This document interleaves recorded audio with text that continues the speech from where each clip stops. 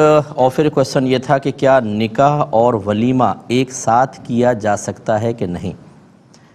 دیکھیں، یہ پہلے بھی میں نے جواب دیا تھا، لیکن میں ایک دفعہ پھر اس کو وضاحت سے عرض کر دیتا ہوں کہ یہ جتنے بھی ہمارے یہ نکاح ہے، تجارت ہے، نماز ہے، روزہ ہے، یہ افعال جو ہم فعل کرتے ہیں، ان کا تصور شریعت نے دیا ہے۔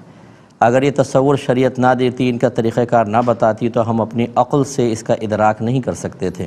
تو ایسے افعال جن کا تصور، جن کا تعارف، جن کی وضاحت شریعت پیش کرتی ہے، انہیں کہتے ہیں افعال مشروعہ۔ اب یہ جو اس کی واحد فعل مشروع ہوتا ہے، تو جو فعل مشروع ہوتا ہے اس کا تو تعارف شریعت پیش کرتی ہے، تو آپ اور میں اپنی طرف سے ایک نئی کوئی تعریف، ایک نئی کوئی وضاحت تو نہیں بنا سکتے۔ اب ہم نئی نماز ایجاد نہیں کر سکتے، نئے روزوں کا طریقہ یا نئے حج کا طریقہ ایجاد نہیں کر سکتے، تعارف پیش کیا جا چکا ہے۔ اسی طریقے سے نکاح جو ہے وہ ایجاب و قبول کا نام